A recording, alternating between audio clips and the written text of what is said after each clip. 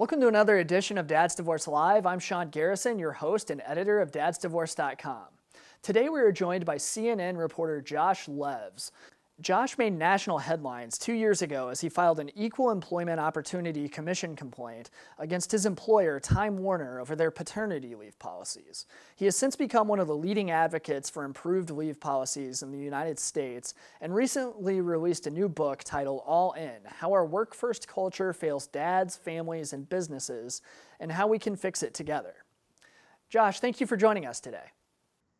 Hey, thank you for having me. I appreciate it.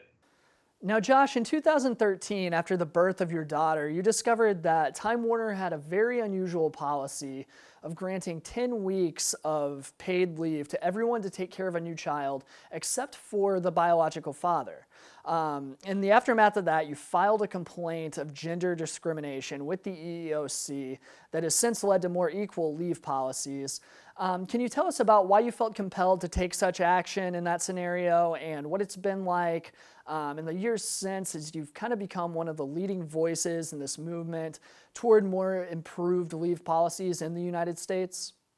Sure, absolutely. So we had two sons already, my wife and I, and she was pregnant with our daughter. And we looked at the situation and for various reasons realized that I would be needed at home after the birth of our daughter. And to us, that was just a perfectly legitimate decision. A family can make a choice like that. The man might be needed at home, the woman might be needed at home.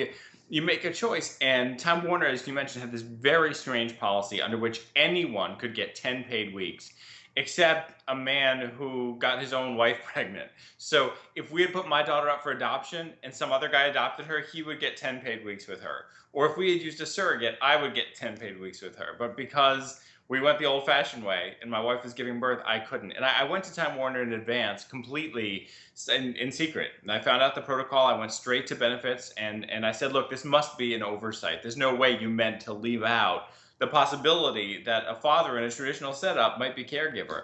But they took months to give me an answer. They gave me no answer. And then my daughter was born prematurely in an emergency, still no answer. Then 11 days later, I'm home holding my 4-pound preemie daughter and taking care of my sick wife and my two boys. And that's when Time Warner said no. So I spoke with my attorneys, and they said, look, you can file this charge for gender discrimination with the EEOC, as you mentioned. They said, it's illegal for a company to retaliate against you for doing that. It's illegal for them to fire you, but you should know that they might anyway. So I knew I was taking a risk.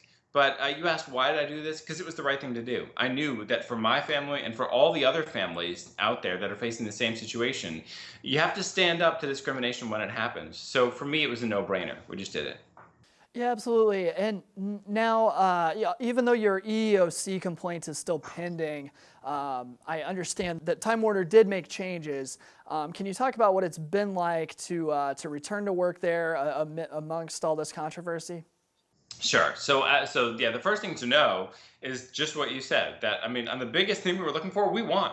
It worked. There was this massive outpouring of support for my case, and that's what led to All In, and that's what led to me looking into these policies and discovering that across the left and the right, and men and women and mom blogs and dad blogs and all these groups across racial spectrums, everything, that people were on one side of this issue because so many people in this country really want equality. And I started to come to understand why so many women's groups were supporting me and men's groups and what all this meant for equality. And Time Warner clearly heard that. They saw what was going on with the media coverage. And as a result, as you mentioned, they did change the policy tremendously. So before, someone like me could only get 2 paid weeks. And now someone like me can get 6 paid weeks, which is a giant jump forward. And moms who give birth got more time out of it as well. As for my experience going back to work, it's been interesting.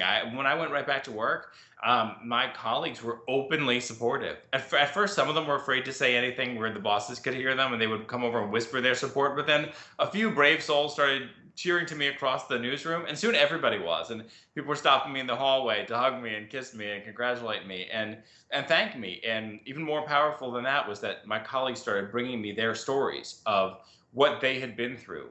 And they either didn't know that they have the right to challenge the policy or they were too afraid to. So it cemented my understanding that it was very important to fight this fight. Absolutely. And now you've also just released a new book titled All In: How Our Work First Culture Fails Dads, Families, and Businesses, and How We Can Fix It Together. The book explores the changing face of fatherhood and what it means for our individual lives, families, workplaces, and societies. Can you give us a brief synopsis of just the central argument that you're trying to make in this book? Yeah, I'll tell you a little bit, but I'm only going to tell you a little bit because everyone has to go buy it. Go to joshlevs.com or just Google it, All In by Josh Levs. If I'm going to give you a synopsis, I can tell you that this book destroys all of the myths that exist about fatherhood in this country. And it shows why those myths are not just bad for dads, those myths are bad for moms. That the myths of dads being uninvolved or incapable or all these other things, or of home really being where the women do their thing and not the men, or the idea that dads are lazy, all these things are damaging to women. They're damaging to girls every bit as much as to boys and men. And I show throughout this book that men want equality, that today's generation of men, we want equality. We want it at work and we want it at home because we stand to gain a lot from it as well. And we want it for our wives and our daughters and our sons. And so what I've done in this book and All In is bring the voices of dozens of men all over the country to this conversation. And I also break down how we got into this sexist structure that we're currently caught in that's hurting dads and hurting moms. Absolutely. Is there anything else you'd like to add, Josh? Well, I'll tell you that this book is all about solutions. So at the end of a lot of chapters, we have take the following steps, 1 through 10, and it will help solve your situation. Take these steps, 1 through 5, how to bring about flexible schedules, how to bring about the kinds of policies that we need, how to get rid of the stigmas, the really heartbreaking stigmas in which men who take time off to do caregiving come back to work and then they get punished for it because they're breaking from this old macho culture. There are steps we can take together, and that's what I lay out in here. Sure. Well, thank you so much for your time today, Josh. We really enjoyed having you here on Dad's Divorce Live. Great to be here. Thanks.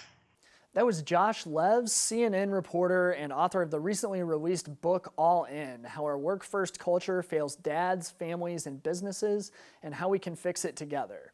To read more about the paternity leave policies in the United States, make sure to visit DadsDivorce.com. That'll do it for another edition of Dad's Divorce Live. I'm Sean Garrison, editor of DadsDivorce.com, and we'll see you next time.